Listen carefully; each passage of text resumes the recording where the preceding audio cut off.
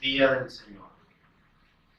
Padre, en el nombre de Jesús, estamos aquí hoy delante de tu presencia en tu casa, Señor, porque hemos venido a adorarte, a rendirte alabanza, Señor. A glorificar tu nombre, Padre, reconociendo que fuera de ti no somos nada, ni somos nadie, Señor.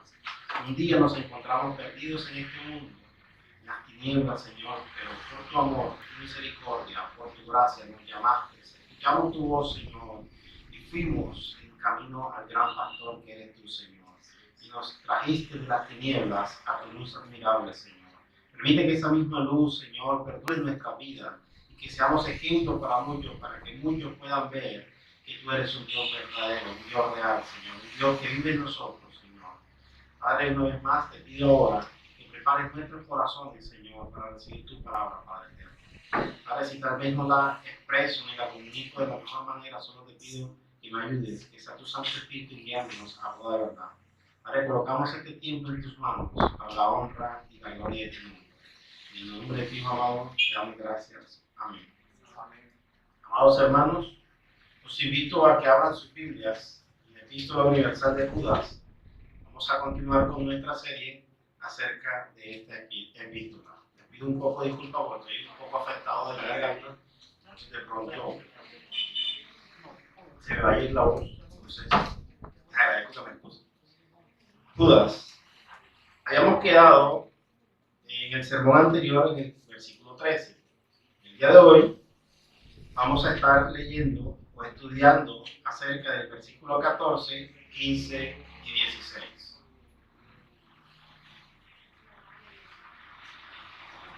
Los invito a que nos coloquemos en pie para leer la palabra del Señor. Un acto de reverencia. Leemos la palabra del Señor de la siguiente manera. Judas, versículo 14. De estos también profetizó Enoc, séptimo desde Adán, diciendo: He aquí, vino el Señor con sus santas decenas de millares, para hacer juicio contra todos y dejar convictos a todos los impíos de todas sus obras impías que han hecho impíamente y de todas las cosas duras que los pecadores impíos han hablado contra él.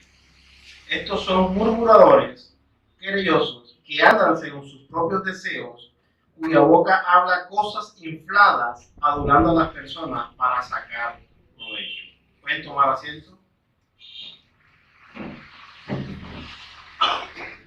En el sermón anterior veíamos acerca, o estudiamos acerca de que Judas nos presentaba tres ejemplos claros de estas personas impías. Y el primero de ellos teníamos como ejemplo a Caín. Y recordemos por qué Caín fue rechazado por el Señor. Porque el mandato era presentar a Dios un sacrificio. Y recordemos que Caín se había apartado de Dios y no había reconocido a Dios como tal, ni reconocía su pecado. Y el sacrificio que había presentado Caín delante de Dios no era un cordero, sino que había sido fruto de la tierra. Y no era el mejor fruto. De hecho, lo había presentado de cualquier manera. Y dice la Biblia que eso desagradó al Señor. Y la Biblia también enseña que Dios vio con agrado la ofrenda que presentó su hermano Abel. Lo leemos en Hebreos capítulo 11, versículo 4. Por la fe Abel ofreció a Dios más excelente sacrificio que Caín. La segunda característica que veíamos acerca de estos hombres que nos mostraba el apóstol Judas en su carta era el ejemplo de Balaam. Y recordemos que Balaam era un profeta que Dios había escogido y que este hombre se había rebelado contra Dios, pero no podía maldecir a Israel porque Dios no se lo permitía. Entonces, ¿qué hizo Balaam? Balaam se le ocurrió una estrategia de enseñar a los hijos de Israel a pecar. ¿Y cómo pecaron? Casándose con las mujeres moabitas. Y este es el otro ejemplo que nos mostraba el apóstol Judas en la epístola de él, en el sermón anterior. Y el tercer ejemplo que encontrábamos es el de Coré. Y recordemos que Coré se había rebelado en contra de Dios porque no reconocía la autoridad de Moisés, que Dios había establecido a Moisés como su profeta. Y Coré se rebeló contra él, contra la autoridad de Moisés, diciendo: es que yo también puedo profetizar, yo también puedo hacer esto, yo también puedo hacer esto y lo otro. Y recordemos cuál fue la consecuencia. La tierra se abrió y Coré y toda su familia y todos los que estaban con él fueron tragados por la tierra. Ahora, teniendo esto en mente, vemos que estas eran las características de las personas impías de las que el apóstol Judas estaba hablando en el tiempo de la iglesia del primer siglo. Pero que también eso se está viendo hoy en día en la iglesia de estos tiempos. ¿Por qué? Porque si bien es cierto, muchos se han metido secretamente a las iglesias a engañar aún a los escogidos, aún a los que Dios ha llamado por el poder de su evangelio. Ahora, teniendo esto en claro, quiero que me acompañen al versículo 14 y versículo 15. De estos también profetizó Enoc, séptimo desde Adán, diciendo: he aquí, vino el Señor con sus santas decenas de millares para hacer juicio contra todos y dejar convictos a todos los impíos de todas sus obras impías que han hecho impíamente y de todas las cosas duras que los pecadores impíos han hablado contra él. En estos dos versículos que acabamos de leer hay una palabra característica y es la palabra impíos. Y el apóstol Judas utiliza un juego de palabras para hacer juicio contra todos y dejar convictos. ¿A quiénes? A todos los impíos de todas sus obras impías que han hecho impíamente y de todas estas cosas duras que los pecadores impíos han hablado contra él. La característica es impío. Ahora, versículo 14 comienza de la siguiente manera: de esto también profetizó Enoc, séptimo desde Adán, diciendo: he aquí viene el Señor con sus santas decenas de millares. Una pregunta que surge aquí es: ¿quién era Enoc? ¿Y por qué Judas lo trae a colación? Yo los invito a que me acompañen al capítulo 5 de Génesis, versículo 18. Génesis capítulo 5, versículo 18.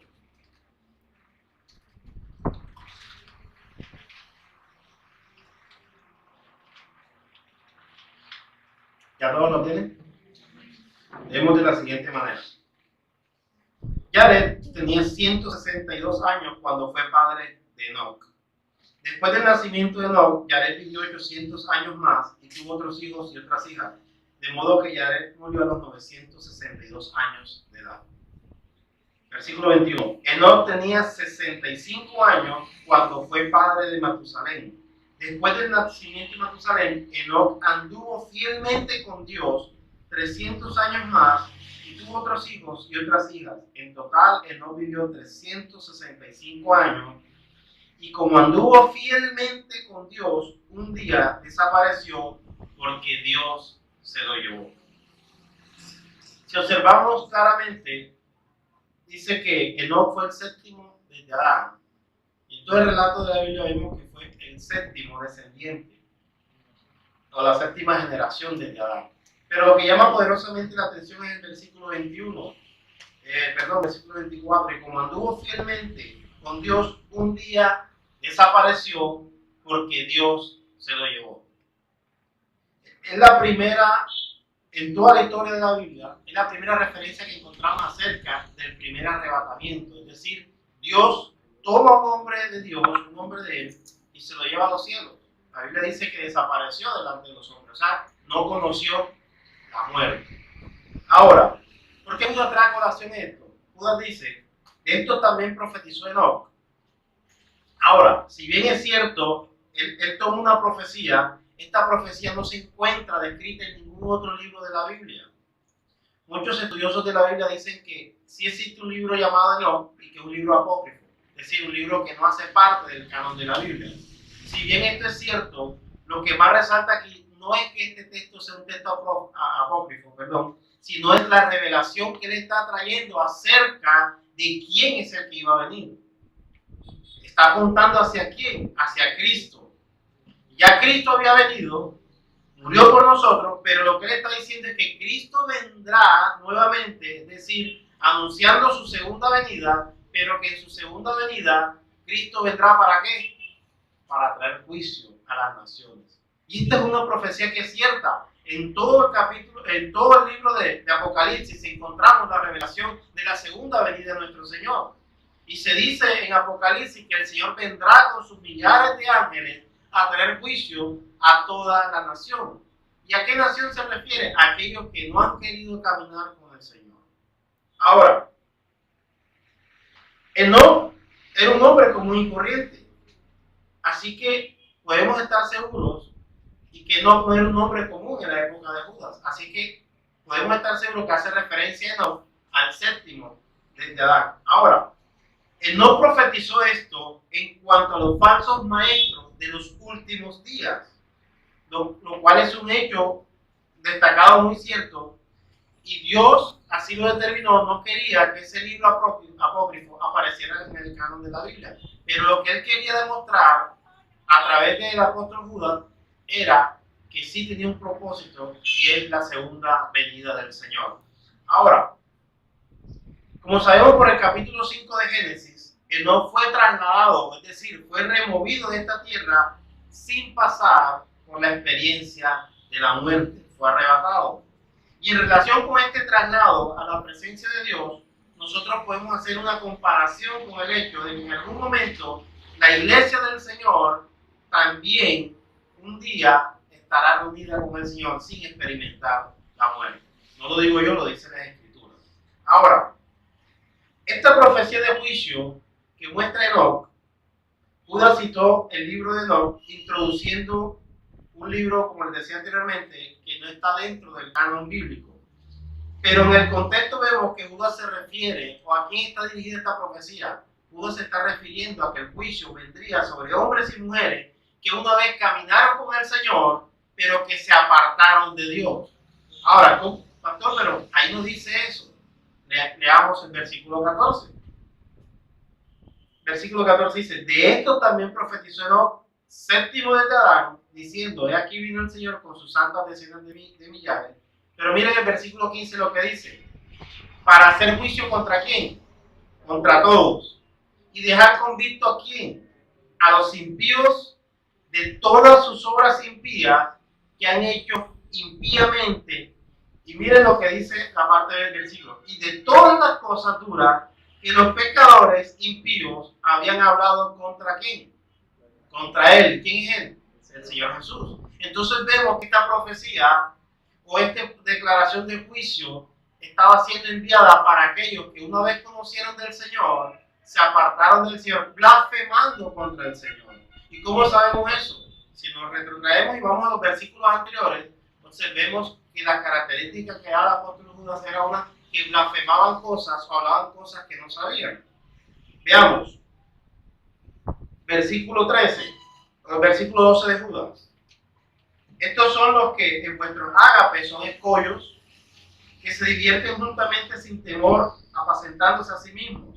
Nubes sin agua que son llevados por los vientos, árboles de otoño tardío, sin fruto, 2 veces muertos, desarraigados, salvajes ondas del mar que espuman sus mismas obras vergonzosas, estrellas erráticas para las cuales han sido reservadas la oscuridad de las tinieblas para siempre. Entonces observamos que esta profecía o este juicio está siendo enviado para aquellos que una vez conocieron del Señor pero se apartaron de Él. Fueron los que se involucraron o se metieron dentro de la iglesia a traer un evangelio totalmente diferente para engañar a los escogidos del Señor. Ahora, las palabras del Señor solo se registran 2 profecías dadas a través de Enoc. Número 1, la encontramos aquí en Judas, que es Enoc séptimo desde Adán. Y la primera profecía es que el Señor vendrá en su segunda venida con sus millares de ángeles a traer juicio sobre la nación. Ahora, ¿y esto cómo lo vemos? Observemos algo. Quiero que me acompañen a Génesis capítulo 5, versículo 22. Después del nacimiento de Matusalén, Enoc anduvo fielmente con Dios 300 años más y tuvo otros hijos y otras hijas. ¿Cuál fue el hijo que le nació a Enoc? Ok. Cuando Enoc le pone por nombre a su hijo Matusalén, proféticamente Enoc nombró a su primogénito, Matusalén. Matusalén significa en su muerte será el fluir de las aguas. ¿Qué significa esto? Significa que cuando el primogénito de Enoc nació, él entendió que cuando su hijo muriera, el juicio de Dios iba a ser enviado hacia toda la tierra. ¿Y qué sucedió cuando murió Matusalén? vino el diluvio. Observemos algo. Quiero que me acompañen nuevamente a Génesis, capítulo 5, versículo 23. En total, Enoc vivió 365 años y como anduvo fielmente con Dios, un día desapareció porque Dios se lo llevó. Versículo 25 de Génesis. Matusalén tenía 187 años cuando fue padre de Lamec. Después del nacimiento de Lamec, Matusalén vivió 782 años más, tuvo otros hijos, otras hijas, de modo que Matusalén murió a los 969 años de edad. Ahora, sí, es una gran cantidad de tiempo. Ahora, el Señor prolongó la vida de Matusalén más que la de cualquier hombre de la tierra, 969 años. ¿Pero con qué fin? Para mostrar que su misericordia. Amados hermanos, cuando el Señor lanza una profecía de juicio sobre la nación, hay una característica que se repite a lo largo de la historia de la Biblia, en el Antiguo Testamento. Es que cuando Dios envía juicio sobre una nación, Dios hace una espera de tiempo para permitir que las personas lleguen al arrepentimiento. ¿Cómo lo vemos? ¿Recuerdan cuando este hombre fue enviado por Dios a que le predicara a Nínive? Estoy hablando de Jonás. Y Jonás no quería ir a predicar a Nínive. ¿Y qué hizo Jonás? Se escondió del Señor y se fue para otra tierra. Y Dios permitió que una tormenta aconteciera en ese tiempo. Y los hombres, al darse cuenta que la tormenta era producida por él, lo arrojaron al mar. Y dice la Biblia que un gran pez se lo tragó. Y duró dentro del vientre del pez 3 días con sus 3 noches. Esta es una alegoría a lo que el Señor iba a pasar en la muerte. Ahora, después que él es vomitado por el pez, pues va a la tierra de Nínive, predica. ¿Y qué dice la Biblia? Que todos aquellos proclamaron ayuno y se arrepintieron de sus obras. Y el Señor no hizo juicio contra la nación. Lo que me refiero es que la Biblia enseña que Dios, cuando envía juicio a una nación, da un tiempo de espera para que la nación se arrepienta de sus pecados. Cuando Dios había prometido que iba a destruir a la tierra con el diluvio, se lo prometió a Enoc. Por eso Enoc profetizaba y el Señor vendrá con sus millares de ángeles a traer juicio sobre la nación. Pero Dios permitió que no tuviera un hijo y le llamara por nombre Matusalén, es decir, cuando su muerte ocurra, comenzará el fluir de las aguas. Y por eso vemos que Matusalén duró tantos años, porque el Señor permitió alargarle la vida de Matusalén para darle tiempo a la nación de que se arrepintiera de sus pecados antes de enviar juicio a la nación. Desafortunadamente, la Biblia nos enseña que solamente 8 personas se arrepintieron, que fueron las que entraron en la barca que se había construido, es decir, Noé y su familia. Ahora, quiero que me acompañen a la segunda epístola del apóstol Pedro, capítulo 3, versículo 9.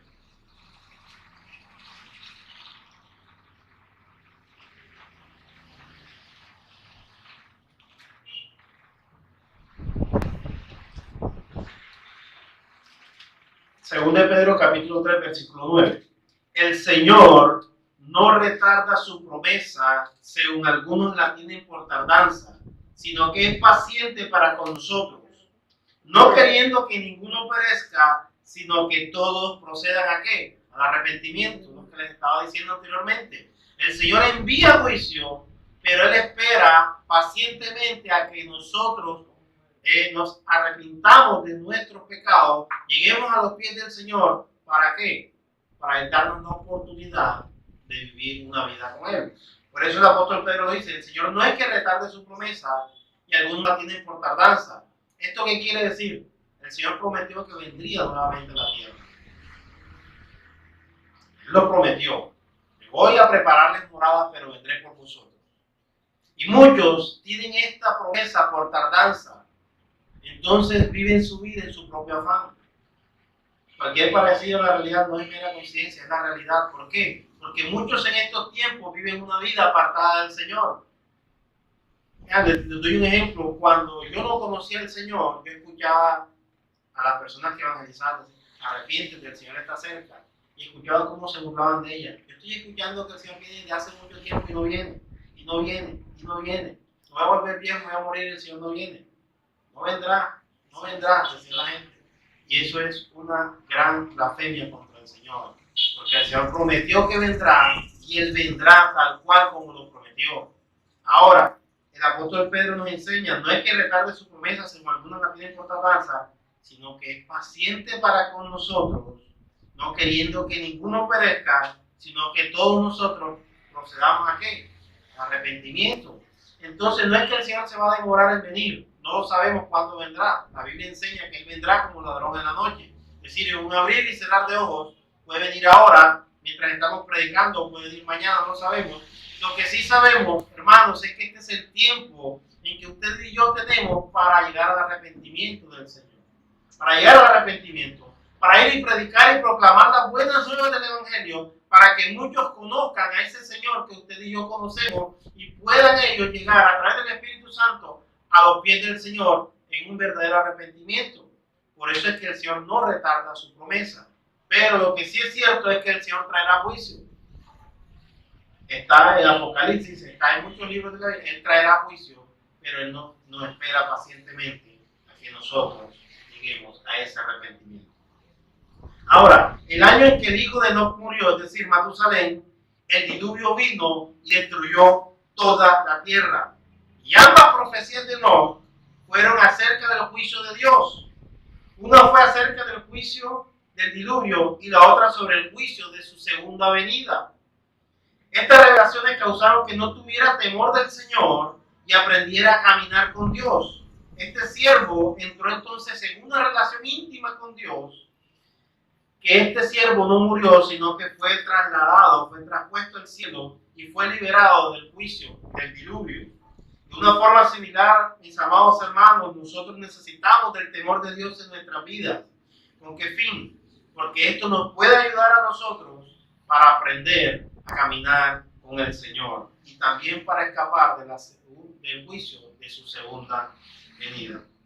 Ahora, el versículo continúa diciendo: vendrá con sus millares de ángeles para hacer juicio contra todos y dejar convictos a todos los impíos de todas sus obras impías para que han hecho impíamente y de todas las cosas duras que los pecadores impíos han hablado contra él. Hay un juego de palabras que utiliza mucho el impío, haciendo referencia a todos ellos que conocían del Señor, pero que decidieron apartarse del Señor por su propia voluntad.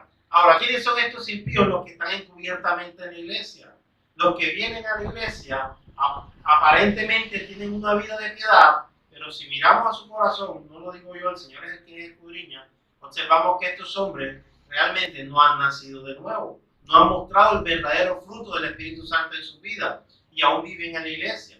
Hay personas que pueden durar 10, 20, 30, 40, hasta 50 años dentro de la iglesia, pero que jamás han nacido de nuevo. Mientras que una persona puede durar un mes y puede mostrar frutos de un verdadero nacimiento. Claro, eso no depende de la persona, depende del Señor. Lo que sí depende de nosotros es que vivamos una vida de santidad agradando al Señor. Ahora, y esto es lo que el apóstol Judas dice: y vendrá a traer juicio contra estos impíos que han actuado impíamente y que han blasfemado contra él. Es decir, han blasfemado contra el Santo de Israel, han blasfemado contra el Señor. ¿Y en qué forma han blasfemado? Negando lo que Cristo hizo en la cruz del Calvario. ¿Cómo lo niegan?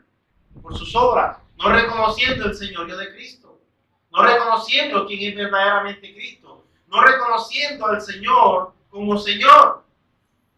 Cuando esto sucede, están negando la obra de Cristo y están obrando impíamente.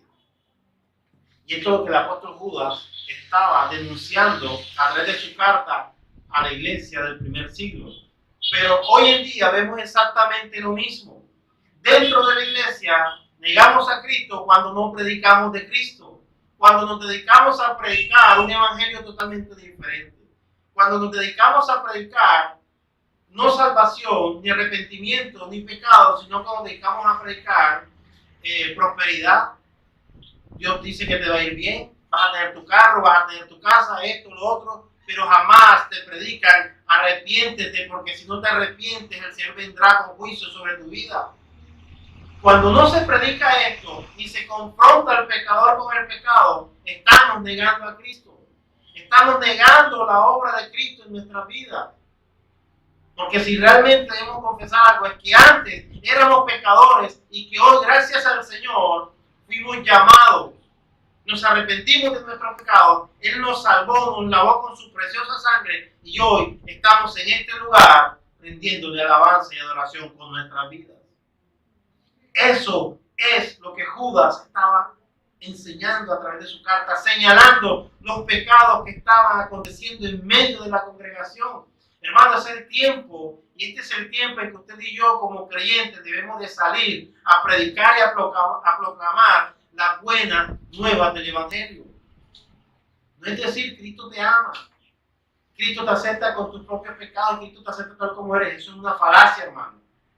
Lo que hay que enseñarles, ¿sabes qué? Tú eres un pecador y mientras no te arrepientas de tus pecados, el juicio eterno está en contra de ti. Pero cuando te arrepientas de tus pecados, el Señor te librará de ese juicio y la justicia será imputada en Cristo. Porque eso fue lo que el Señor sufrió en la cruz del Calvario. La ira de Dios, que estaba destinada para nosotros, fue trasladada y derramada en su Hijo.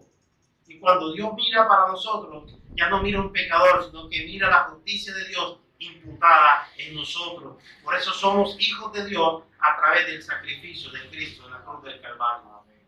Cuando no reconocemos eso, mis amados hermanos, estamos negando a Dios. Estamos hablando en contra de Él. Y es lo que Judas dice en su carta. Aquellos que andaban impíamente negaban a Cristo con sus obras. Y continuamos. Y dice el versículo 16. Y estos son murmuradores, querellosos, que andan según sus propios deseos, cuya boca habla cosas infladas, adulando a las personas para sacar provecho. Mis amados hermanos, aquí podemos ver 4 señales características que identifican a los apóstatas, a los falsos maestros, a los que dicen ser de Cristo y no lo son. La Biblia enseña, probad a los espíritus para ver quiénes son del Señor. Ahora, las 4 características que vemos que el apóstol Judas señala es, ¿estos quiénes eran? Murmuradores, querellosos, que andaban según sus propios deseos, cuya boca habla cosas infladas, adulando a las personas para sacar provecho. La primera característica que observamos en esta declaración del apóstol Judas es la siguiente. Murmuradores. El apóstol Judas dijo que eran murmuradores, lo cual significa que andaban murmurando quejas. No se trataba de expresiones abiertas o públicas de insatisfacción, sino de opiniones en contra de Dios, pronunciadas muy sutilmente dentro de la iglesia. Eso es lo que es una murmuración, ¿verdad? Es el ejemplo que coloca es que mientras yo hablo, usted está ahí hablando con el hermano. Eso es una murmuración, porque no es dicha en forma pública. Y el apóstol Judas señala esta característica de estos hombres, eran murmuradores, porque sutilmente dentro de la iglesia murmuraban en contra del Dios Santo. ¿Y qué murmuraban? Negando la obra de Cristo. Recordemos el sermón anterior cuando les hablaba acerca de los Gálatas, que se habían introducido también dentro de la iglesia de Galacia a predicar una doctrina totalmente diferente del Evangelio, donde le decían a la congregación, sí, Cristo te salvó, pero te tienes que circuncidar. Esa es una murmuración. Cuando queremos colocarle algo a lo que ya Cristo hizo. Si ya Cristo lo hizo, fue Él, y el mérito de Cristo, no es de nosotros. Cuando negamos esa gran realidad, estamos siendo murmuradores, porque estamos desconociendo lo que el Señor ya hizo en medio de nosotros. En segundo lugar, la segunda característica que Judas señala es que estos hombres eran querellosos o quejumbrosos, es decir, que expresaban sus quejas sobre su situación en la vida. Estaban siempre descontentos y nunca estaban satisfechos. Siempre resaltaban el punto de vista negativo de las personas o situaciones. Si en algo reconocían a Dios, entonces culpaban a Dios de todo lo que les sucedía. Es decir, nunca estaban contentos con la situación que estaban viviendo. Si les iba bien, era culpa de Dios. Pero si les iba mal, también era culpa de Dios. Si las cosas no salían como querían, era culpa de Dios. Cualquier parecido, la realidad es mera coincidencia. ¿Cuántos hermanos en Cristo, creyentes, aún dentro de la iglesia, echan la culpa a Dios de todo? Ay, Señor, es que porque tú me mandaste a ser pobre. Ay, Señor, porque tú me permitiste que naciera de esta forma. Ay, Señor, porque no me diste los ojos verdes. Ay, Señor, porque esto, porque no me diste un mejor trabajo. No, hermano. Gloria a Dios por lo que Dios hizo en nosotros. Y gloria a Dios por lo que nos da. Gloria a Dios por lo que no nos da. Gloria solo a Dios. Porque es Él, por Él y de Él, que todas las cosas le pertenecen a Él. Si tenemos trabajo, gloria a Dios. Y si no tenemos trabajo, gloria a Dios, pero algún día llegará. Porque confiamos en el Señor, no en nuestra propia fuerza. Ahora, esto no quiere decir que estemos culpando a Dios de todo. Dios no es el culpable. El culpable somos nosotros por nuestro perverso corazón que dice que nos apartemos de Dios. Él le enseña que engañoso es el corazón más que cualquier otra cosa. ¿Quién lo conocerá sino el Señor? Si por nosotros fuéramos, créanlo, si por nosotros fuéramos, ninguno estuviéramos sentados en este lugar hoy. Porque nuestro corazón está siempre alejado de Dios. Pero gracias a Dios, fuimos redimidos, fuimos transformados, fuimos regenerados. Y hoy nuestro corazón palpita por tener una comunión con el Dios de la Biblia, con el Dios verdadero. Esa es nuestra esperanza, vivir en comunión con Dios. Ahora, la tercera característica de estos hombres es que andaban según sus propios deseos. Una característica de los hombres impíos, de los apóstatas, de los que niegan la fe en Cristo Jesús, es que estos viven controlados por sus propias pasiones y por sus propios deseos. Aquellos deseos podían ser buenos o podían ser malos. O sea que no eran necesariamente deseos de bajo nivel o de bajas pasiones o deseos inmorales. Podría tratarse de cualquier factor que dejara de lado a Dios. A veces hay deseos buenos, pero estos deseos hacen que nos apartemos de Dios. Por ejemplo, un deseo bueno quiere decir, bueno, yo voy a pasar tiempo con mi familia, voy a estar tiempo con mi familia. Los domingos voy a pasarme todo el día donde mi mamá. Pero el domingo es día del Señor. Es un buen deseo, sí, pero te alejas del Señor. ¿Por qué no le dedicas el tiempo a tu mamá el sábado? Y el domingo se lo dedicas al Señor. A veces los buenos deseos nos alejan de Dios. Y la característica es que andaban según sus propios deseos. ¿Cuál es el deseo? ¿De dónde nacen los deseos? De nuestro corazón. Pero ¿qué dice la Biblia acerca del corazón? Es perverso, es malvado. La Biblia enseña que del corazón nacen los malos pensamientos, las bajas pasiones. De nuestro corazón perverso jamás se inclinará a buscar a Dios. Él enseña que todos nosotros estamos muertos, o estábamos, porque ya estamos con Cristo, estábamos muertos en nuestros delitos y en nuestros pecados. Quiere decir esto, que todos los deseos eran deseos de muerte. Jamás iban a ser un buen deseo para nosotros. Y dice el apóstol Judas que estos andaban según sus propios deseos, es decir, viviendo su vida a su propia manera. Como dice la canción de Ricky Martin, viviendo la vida loca. Es decir, vivían su tiempo, vivían para ellos mismos, mas no vivían para Cristo. Amados hermanos, en esta condición, aún haciendo cosas buenas, en las cuales habían cierta medida de satisfacción, quedaban ellos mismos en insatisfacción o un descontento interior, porque realmente, aunque sean buenos deseos que salgan del corazón, no son deseos guiados por el Espíritu Santo. Me estoy refiriendo a aquellas personas que se dejan guiar por sus propias pasiones.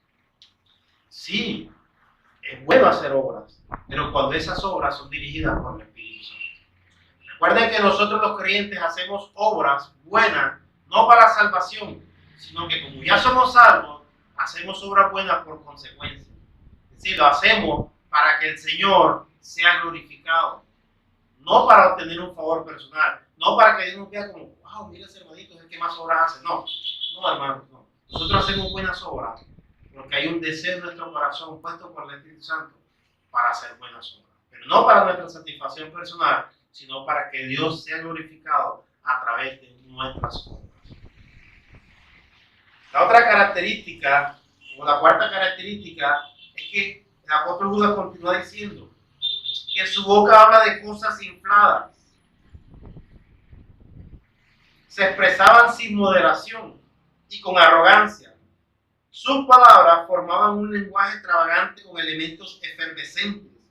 que pronto se apagaban, o como la espuma que sube pero después se baja, que pronto va desapareciendo y que no dejan ningún contenido. Hablar cosas infladas es hablar de cosas vanas. Es decir, una característica de estos hombres es de su jactancia. Yo hago esto, aquello, yo hago esto, mis propios deseos, pero jamás hablaban de Cristo. Se enfermecían en ellos mismos. Yo he conseguido y he logrado todo esto, pero jamás decían, lo he logrado porque Cristo lo permitió. O lo he logrado para la gloria de Dios. O lo he logrado porque el Señor está conmigo. No, todo era el yo. Parecía un yo-yo. Yo esto, yo aquello, yo esto, lo otro. Pero jamás reconocían que todo esto que habían logrado era porque Cristo estaba obrando en medio de ellos. Y finaliza el versículo 16 diciendo lo siguiente: adulando a las personas para sacar provecho. Amados hermanos, ¿cuánto de esto hay en nuestra realidad hoy en día? ¿Cuántas personas adulan a las otras para sacar una ventaja? Lo vemos a diario. Y más que a diario, la televisión nos muestra. En nuestro entorno social, en nuestro entorno político. Políticos halagando y elogiando a otros para sacar una ventaja personal. En nuestro trabajo vemos compañeros de trabajo adulando al jefe para tener un beneficio personal. En la misma iglesia vemos a hermanos adulando a otros hermanos para sacar un beneficio personal. Hermanos, esa es una gran realidad. Y esto lo señala el apóstol Judas diciendo: eran las personas que se prestaban para aplaudir a los demás, pronunciando valoraciones positivas, o elogiándolas, o elogios que no eran ciertos, porque procuraban quedar bien contra aquellas personas que le pudieran proporcionar algún provecho, alguna ventaja, o para proporcionarse a sí mismos. Miren, en la epístola del apóstol Santiago, él habla acerca de este problema de adulación. Quiero que me acompañen a Santiago, a segunda epístola del apóstol Santiago, epístola de Santiago, capítulo 2, versículo 1. Santiago, capítulo 2, versículo 1 al 4.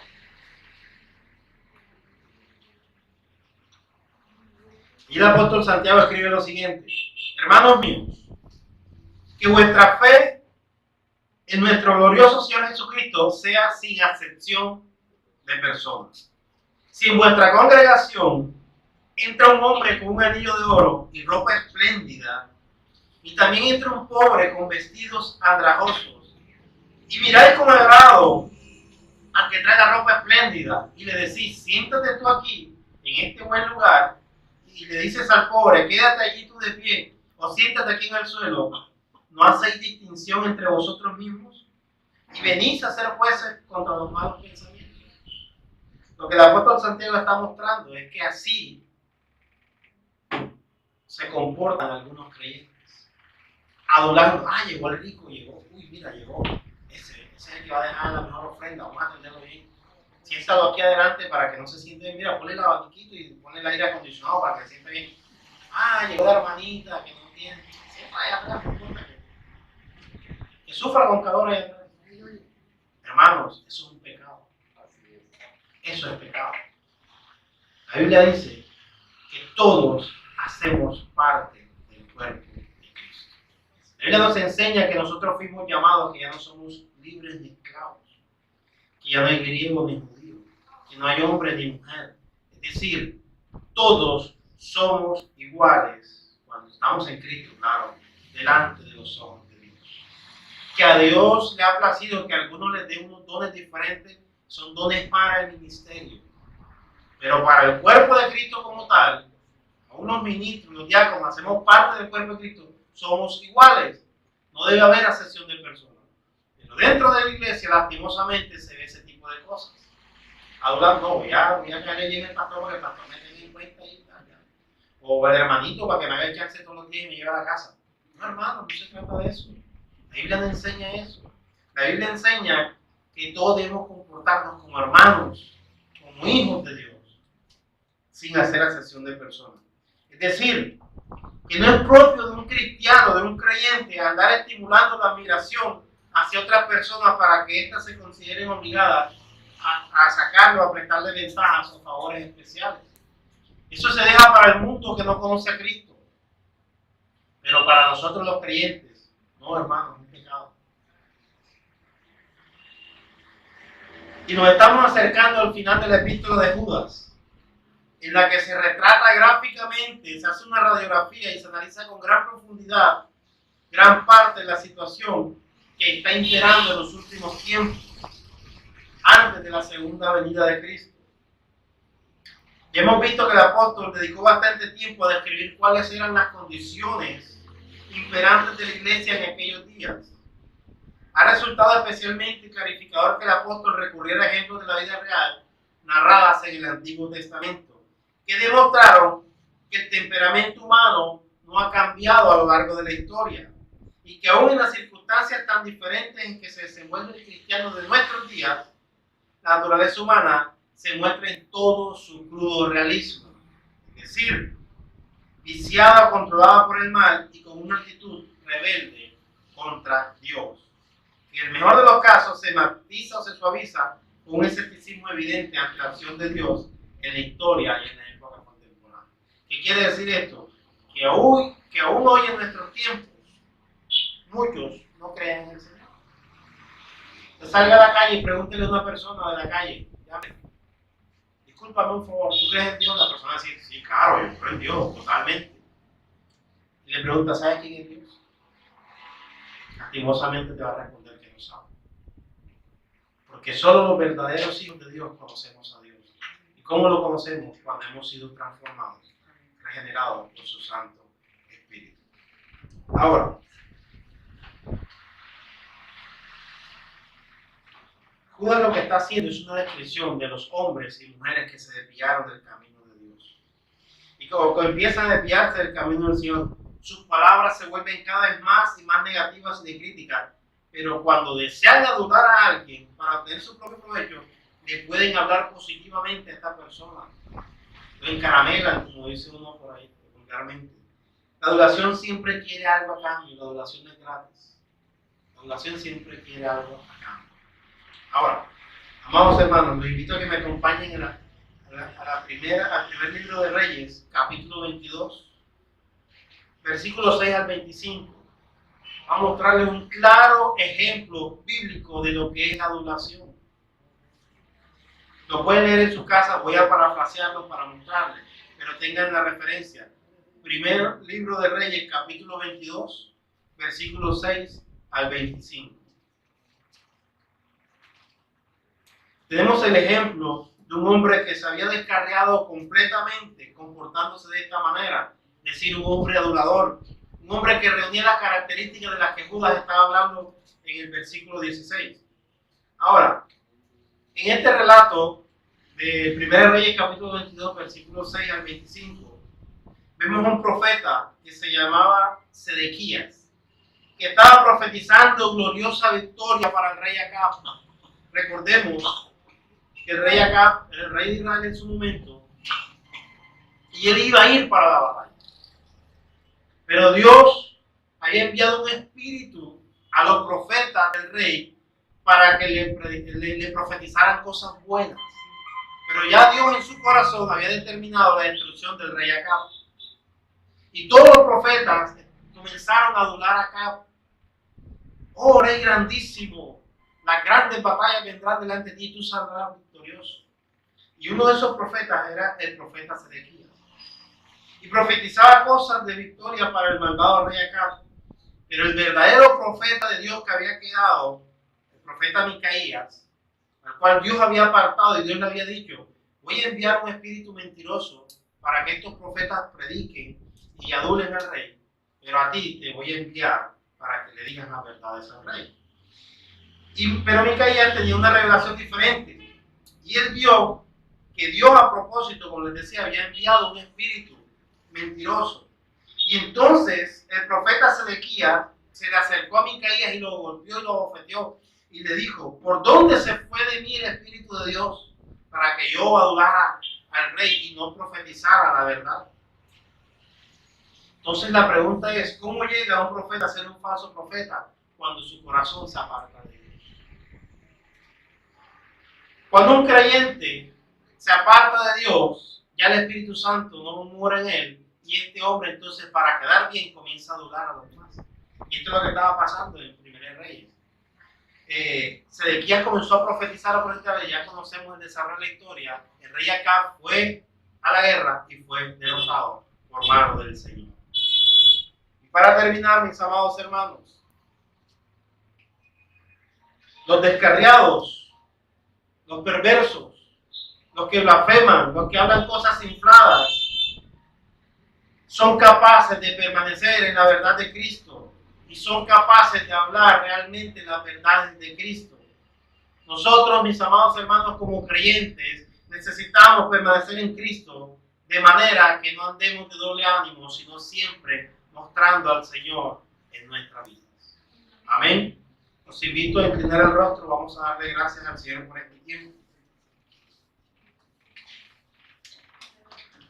Padre, en el nombre de Jesús, te damos gracias en esta hora por la infinidad de misericordia que haces en medio de nosotros, Señor.